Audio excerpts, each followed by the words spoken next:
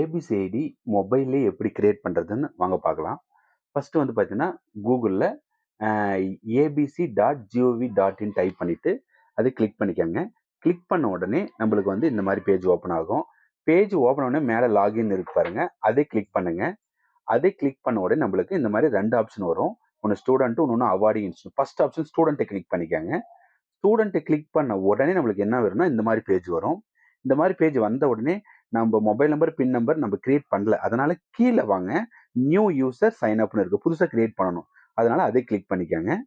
Click பண்ணிட்டு அடுத்த page இப்படி ஓப்பன் ஆகும். ஓப்பன் ஆன உடனே நம்ம என்ன பண்ணா, ஃபர்ஸ்ட் மொபைல் நம்பர் போடணும்.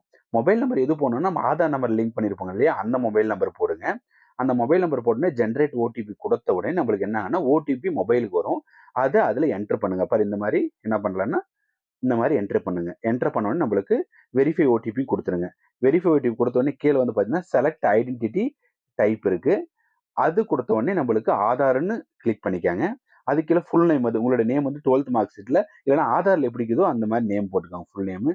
கீழே டேட் ஆஃப் பர்த், அடுத்து வந்து ஜெண்டர், செலக்ட் ஜெண்டர் வந்து பார்த்தீங்கன்னா நீங்கள் மேல் இருந்தால் மேல், ஃபீமேல் இருந்தால் ஃபீமேல்னு போட்டுக்காங்க. யூசர் நேம் வந்து எதுனாலும் கொடுத்துக்காங்க, உங்களுக்கு பிடிச்ச பேர் எதனா ஒன்று கொடுத்துக்காங்க. பின் நம்பர் வந்து ஒரு 6 டிஜிட் பின் நம்பர் போட்டுக்காங்க, ஏதோ ஒரு நம்பர் போட்டுக்காங்க. அதே மாதிரி கன்ஃபார்ம் பின் நம்பர் இருக்கு பார்த்தீங்களா, அதில் ஒரு மேலே என்ன பின் நம்பர் போட்டிங்களோ அதே பின் நம்பர் கன்ஃபார்ம் பின் நம்பர் போட்டு கீழே டிக் மார்க் கொடுத்துட்டு கீழே வெரிஃபை கொடுங்க. வெரிஃபை கொடுத்த உடனே உங்களுக்கு எந்த மாதிரி வரும்னா, இந்த மாதிரி வரும். உங்களோட பேரு, உங்களோட date of birth, gender, mobile number வரும். வந்த உடனே கீழே பாருங்க, இங்கே தான் ஆதார் நம்பர் ஒரு டைம் வெரிஃபை, மொத்தம் உங்களுக்கு 2 டைம் வெரிஃபை வரும். ஒன்று மொபைல் நம்பர் வெரிஃபை வரும், இன்னொன்று வந்து ஆதார் நம்பர் வெரிஃபை வரும். இப்போ ஆதார் நம்பர் அந்த இடத்துல போட்டு கீழே வெரிஃபை கொடுத்தீங்கன்னா உங்களுக்கு ஓடிபி வரும். எந்த ஆதார் நம்பரில் உங்களுடைய ஃபோன் நம்பர் தான் அதுக்கு வந்து ஓடிபி திரும்ப வரும். அதே வெரிஃபை கொடுத்துங்க.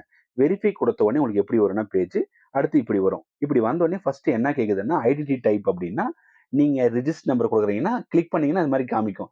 ரிஜிஸ்டர் நம்பரா என்னன்னு நீங்கள் ரிஜிஸ்டர் நம்பரை கிளிக் பண்ணிக்காங்க. அது கீழே பாருங்க ஐடென்டிட்டி வேல்யூன்னு இருக்கும். அதில் வந்து ரிஜிஸ்டர் நம்பர் அப்படி டைப் பண்ணிக்காங்க. நீங்கள் யூஜில் என்ன ரிஜிஸ்டர் நம்பரோ அதை அப்படியே டைப் பண்ணிக்காங்க. அது கீழே பாருங்க, நீங்கள் என்ன யூனிவர்சிட்டியில் படிச்சீங்க, இப்போ காலேஜ் நேமெல்லாம் போட தேவையில்ல.